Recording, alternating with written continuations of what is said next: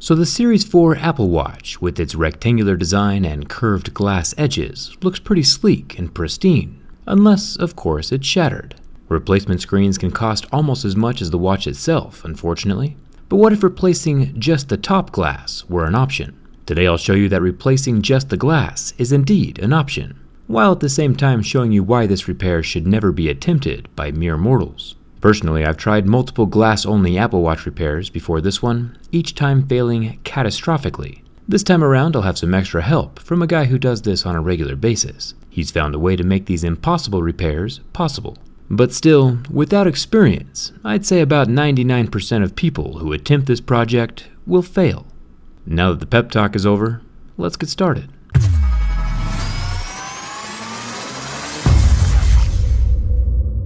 Removing just the glass on a smartwatch or cell phone is like trying to separate two potato chips that are glued together without cracking either one of them. The concept, of course, is simple, but the execution is near impossible. It's the brain surgery equivalent of smartphone repairs. The initial trick is that the glass curved edge of the Apple Watch Series 4 does not have any part of the display panel underneath it, nor does it have the finger-sensing digitizer under the curve. It does, however, have a super fragile square ring around the bottom edge of the glass that rests up against the metal for the Force Touch feature, which is kind of essential to the functionality of the watch. I'll show you what that looks like in just a second. This is going to be one of those videos you gotta watch all the way through till the end. I'm not going to use any heat yet, because heat can damage the Force Touch ring by causing it to delaminate, so I'm gently pulling away the tiny cold glass shards with my fine-tip tweezers. Is this tedious? Yes. But remember, we are working around layers of technology that are more fragile than potato chips, so slow and steady wins the race. Once we have the smallest glass chips pulled away from the frame, we can slide a super thin piece of stiff plastic between the glass screen and the Force Touch ring, taking special care not to damage the fragile ring while sawing my plastic back and forth to help it slip under the glass and slice through the adhesive that's holding it to the black Force Touch sensor. Pulling up a sliver of glass at the wrong angle can put pressure on the display that's under the glass and destroy it. It's like trying to defuse a bomb that could obliterate the watch at any second. Also keep in mind that holding down the side button for too long literally calls the police. Ask me how I know.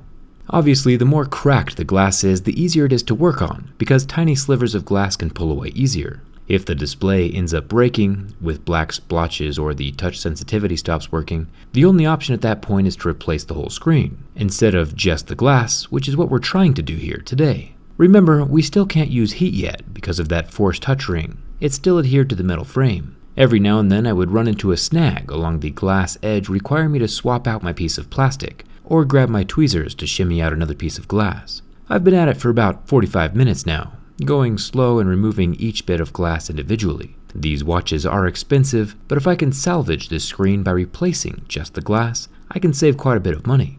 I'll add each sliver of glass to my glass collection off to the side until I have another opening big enough for the thin piece of plastic. I'll pop it in and start slicing between the glass and the Force Touch ring. This is a terribly tedious repair that I wouldn't wish upon my worst enemy. It might be stressing you out a little bit that the watch is still turned on at this point, but as long as I don't slice my plastic too deep into the watch, the inner cables should be just fine. Nothing's around the edge. I'm leaving the watch turned on so I can easily test and see if I've broken the internal potato chips or not. Once that screen is broken, there's no point in continuing, and I'm better off just buying the whole screen replacement instead of just the glass. Finally, after removing all the little slivers of glass and slicing my plastic under the larger chunks of glass, the whole screen is loose from the Apple Watch body. Everything is indeed still working at this point, which means we haven't messed up yet. Cross your fingers it stays that way. In order to proceed, I need something called a vacuum hot plate. This beauty can suction down objects while heating them up to soften the adhesive. It's a much more controlled environment than using my standard heat gun, and since we're working with small and delicate things, it is a needed piece of equipment for this project. I've taped over all the holes but 9, so we can have all the suction in one location. I'll add another piece of tape over the cracked Apple Watch screen so air won't slip through the cracks and cause it to lose suction. Science. And I'll also turn off the watch. Once the machine is turned on, it'll start warming up the adhesive that's holding the ribbon cables to the back of the screen. You can kind of see them pulling up right here. There are 3 of them, all lined up in a row, and this gives us some wiggle room to reach in and unplug the cables. The adhesive holding down the black tape over top of these connectors is incredibly gooey and sticky and near impossible to remove gently. Thanks, Tim Apple.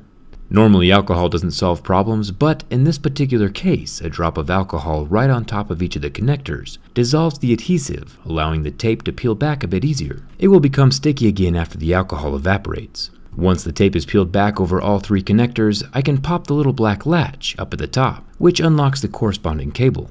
The latches themselves are extremely fragile, just like everything else we've been dealing with today. Finally, I'll grab a hold of the ribbons themselves and the top of the screen and gently but firmly pull the ribbons off of the screen. It's taken me about an hour to get to this point in the process, and we haven't even started the complex part yet. Going back to our vacuum hot plate screen separator machine, this time around I'm going to use some high tensile strength super thin gold colored wire that I'll wrap around my finger to keep secure. This wire is going to be placed directly under the glass layer of the Apple Watch screen, but above the digitizer and screen layers. It's a small, fragile sandwich of high-tech components, and if you pick the wrong layer to slide through, the whole thing is destroyed. I'm not being dramatic, I'm just being realistic. You can see the wire sliding and slicing into one of the gooey layers inside the sandwich. That's the adhesive between the glass and the digitizer, and exactly where we want the wire to stay.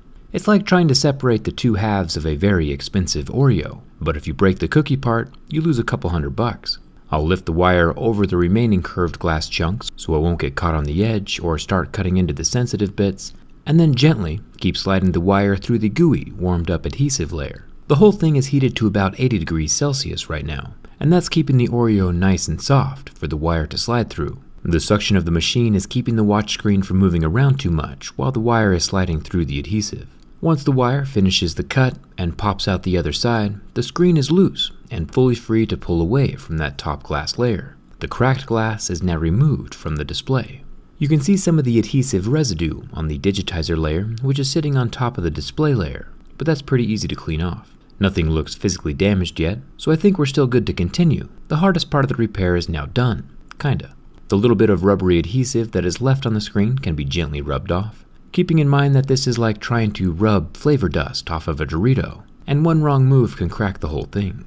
A little bit of acetone can dissolve the rest of those lines and residue on top of the display, but before I go any farther, I want to test and make sure my little Dorito is still in one piece. So I'll peel back the tape over those connectors and pop each of the 3 ribbons into their latches on the back of the screen, nudging them into place with the T-shaped bracket on the back of the ribbon. I'll turn everything on. The Apple Watch should still function at this point, even without the glass in place.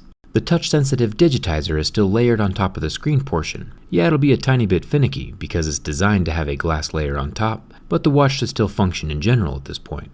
So far, so good. I'll turn the watch off again and remove the cables from the back of the screen. Now it's time to add a new layer of glass to the top. This part is pretty easy actually. Adding the glass requires a special kind of glue. Once the screen is totally clean from dust or fingerprints, I'll grab a little Lego to prop the screen up. I'll explain why in just a second. I mostly just wanted to say little Lego though. I'll clean both sides of the replacement glass and add a dollop of Loka, liquid optical clear adhesive. This stuff is pretty cool actually. It's what's going to hold the glass layer securely to the display.